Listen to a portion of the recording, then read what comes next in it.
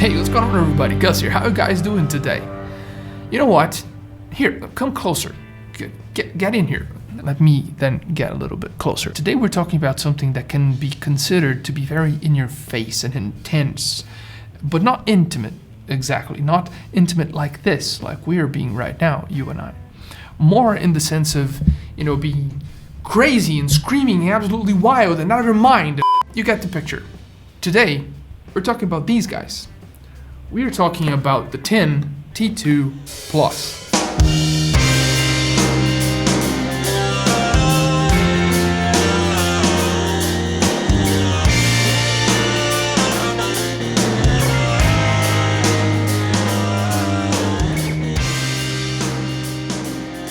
Alrighty then, TIN T2 Plus.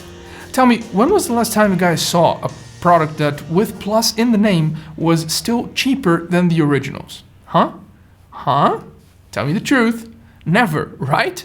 And it's still the same thing here. The T2 Plus is actually $10 more expensive than the T2s. The original ones, MSRP at least. You can grab them for about $50 right now on Linso, AliExpress, and a bunch of other places, but theoretically, they are $60. And I'm not entirely convinced that those 10 extra bucks compared to the originals are worth it for everyone.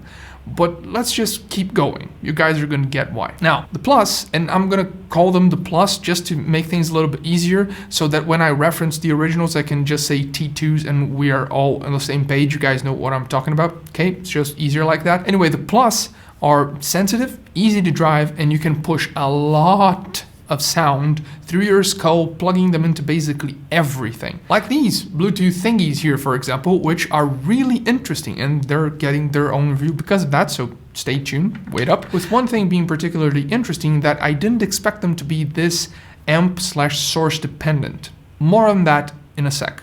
Now the build is excellent. They look absolutely nothing like the T2s or the T2 Pros or the T3s or the T4s for that matter. The design language of those was like chugged out the window, which makes me think, why the hell didn't they just base this or name them after the P1 or the P line? Because they have nothing in common with the T line. Like that industrial looking design aesthetic is definitely not present here. But still, they are very well constructed, super smooth, they're very comfortable, they're light, relatively small, it's a nice shape overall. Plus they decided to one-up themselves, delivering this fantastically flipping fabulous cable in the box, stock with the Plus. They say it's a silver-coated cable, and I mean, even if it's not, who really cares? Look at this thing, it's gorgeous. Extremely flowy, super smooth to the touch, and unlike the cable on the T2s, this one actually has a consistent design from one end to the other. The 3.5mm jack has a bit of a silicone strain relief, and it's all metal with these like textured rings that help with the grip, even though I'm sure they're only here for decorations really, but it's still great. The breaking point is metal right in the middle, and the 4-weave cable splits into a 2-weave all the way to the connectors, which are still MMCX and super solidly also made out of metal. Again, the tins coming in clutch with basically the best cables possible. It comes with several tips, including foam, and no, this didn't come with it. This is from my Treblab X5s, which I've already reviewed, and you can check that review up there. It's a truly wireless earbud that I've talked about months back, and these are basically perfect. But honestly, I would have liked for the foam tips that comes with the Plus to be a little bit better. It's not just the fact that it's not blue like the original T2s, but the material doesn't seem to be the same. Maybe the density or the actual type of foam they're using, it's not the same. It's good, but not quite. So I exchanged that for this one. But as always, we're talking about tips for IEMs, so you guys probably know which ones fit your ears the best. Maybe it's not even the same size on both ears. And I know that not everyone likes or can use foam tips. I just really wanted the foam tips that came with them to be as good as the T2s. But what can you do? Oh, and I was almost forgetting, the packaging is different from the T2s, but they are still not giving us any way to actually carry these. I mean, what do you really expect? For us to attach them to the cables and put it like this in our pockets? You guys know that the weird gremlins that live in pockets are going to tangle those cables 100% of the times. It's not very convenient, so why not just give us a little pouch sack or something, like the blondes, for example? That would have been nice. I mean, that would be right. I'm using the ones from the Blondes actually, with all the IEMs that I actually take out of the house. And the last thing in the build is the driver, which is a single dynamic. And it's good that we're going to talk about sound right now, because what this thing does with one dynamic driver is pretty incredible, all things considered. My first impressions, though, were not very good. Extremely harsh and unpleasant, and way too much in your face, out of control, and aggressive mid-range and highs. It was just too much to handle, and I could not listen to them for any period of time at all. And I'm not really that much of a treble sensitive person to begin with. Seriously, it was like impossible for at least a week. Now, the fact that I had to postpone this review was basically universal serendipity, because that meant I had time to leave them on my desk burning in over and over and over again for like days on end. I just can't really tell you guys when within that 10-day period the change actually occurred. What I can say is that I started by burning them in for about 12 to 14 hours, and that wasn't enough because my first assessment was after the initial burn-in. So you need more time than that, definitely. I'm just not entirely sure how much more time. But now I can actually use them. Now I can enjoy and actually see them having a place. The truth is, these things are exceptional.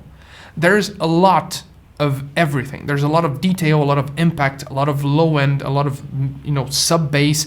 There's a lot of high end and mid range clarity. There's actually clarity all around, like to spare. They're not sibilant, they're not overly bassy, without a single component or characteristic overpowering everything else, which is basically a walking contradiction because it shouldn't be able to do that. It's a lot to process, really. This is something special. It really is.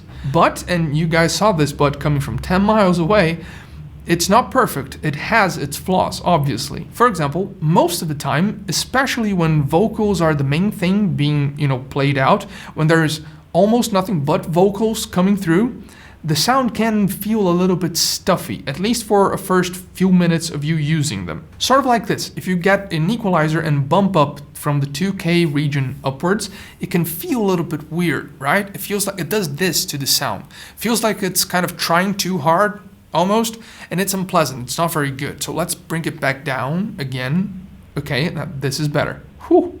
But again, it only feels like this for a little while as you're starting to use them. And after sort of an adjustment period, your ears kind of get accustomed to it maybe, and it sort of fades away. That stuffiness kind of leaves the room, and you're left with the absurd levels of clarity and detail that this thing has to present all over the place. I mean, yeah, if you pay attention to it, of course, the stuffiness is probably still there. It doesn't magically vanish.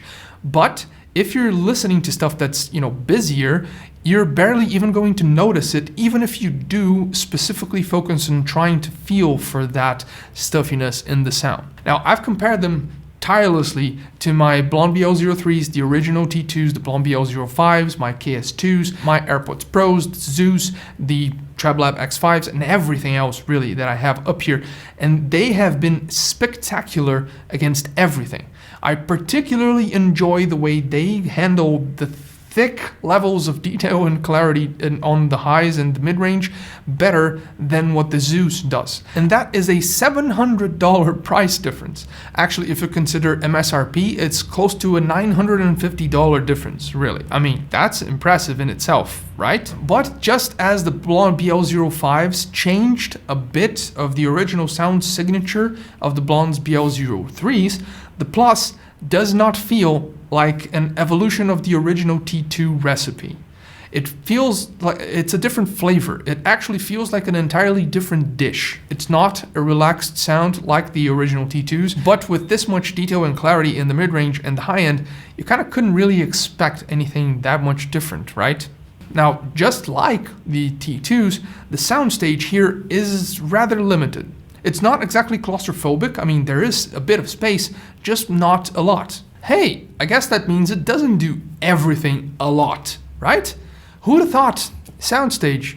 But anyway, to close it up, something that I kind of already mentioned before and I didn't really expect to see on them, it's more sensitive to the source than I expected. For example, using the SMSL SAP6, the Scarlett 2i2, my iPhone dongle, plugging them directly to my Moto 1 macro, and this Bluetooth thingy, all of them behaved identically from one thing to the other, but plugging them to the O2 meant that that stuffiness was more present and it just didn't fade away. So I guess what I'm trying to say is that your mileage may vary depending on how you actually power them.